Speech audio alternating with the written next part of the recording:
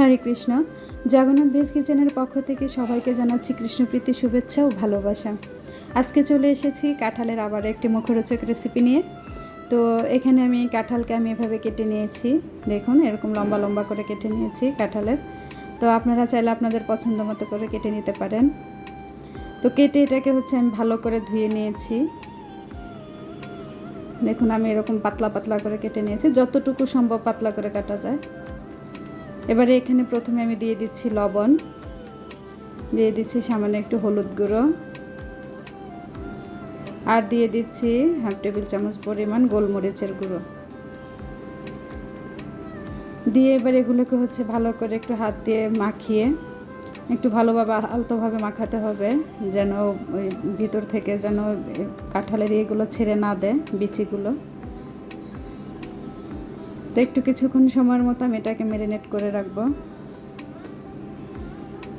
এবারে এখানে আমি একটা ব্যাটার তৈরি করব। তার জন্য এখানে আমি নিয়ে নিয়েছি 4 চামচ বেসন,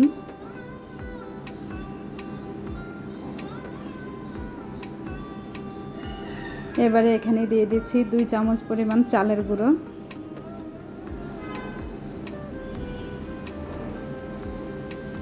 দিয়ে দিচ্ছি স্বাদ মতো লবণ,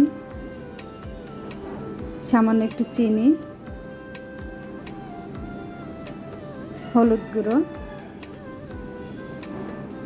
লাল মরিচের গুঁড়া,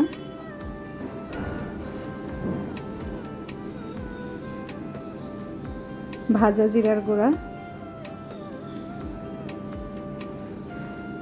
সামান্য পরিমাণ হিং,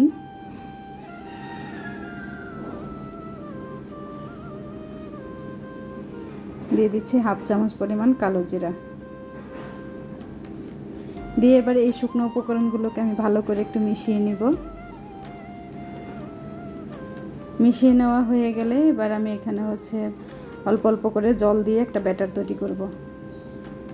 মেইনলি বেগুনি তৈরি করার ব্যাটারটা আমরা ঠিক যেরকমভাবে করি সেভাবেই এখানে আমি ব্যাটারটা তৈরি করছি।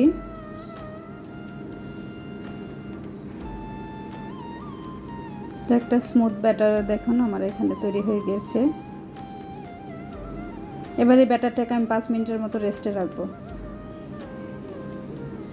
তো এদিকে আমি চলে এসেছি চুলায়।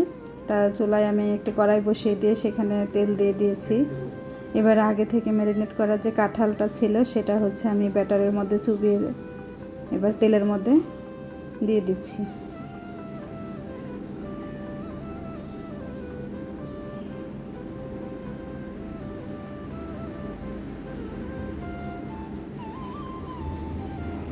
তো একে একে করে আমি সবগুলো এরকম দিয়ে দিয়েছি।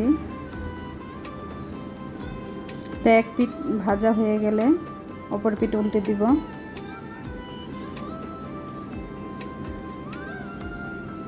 তো আমি যে মশলাগুলো দিয়েছি এভাবে দিয়ে আপনারা অবশ্যই বাসায় এরকম করে ট্রাই করে দেখবেন, খেতে কিন্তু দুর্দান্ত হয় এবং এটা অনেকক্ষণ পর্যন্ত মুচমুচে ছিল, যেহেতু এখানে চালের গুঁড়াটা দেওয়া হয়েছে। তো দেখুন, এটা কিন্তু খুব ভালোই ফুলে উঠেছে। তো এই তো ভাজা হয়ে গেলে এবার আমি তুলসী দিয়ে ভগবানকে ভোগ নিবেদন করব। তা আপনারা অবশ্যই এভাবে বাসায় ট্রাই করে দেখবেন।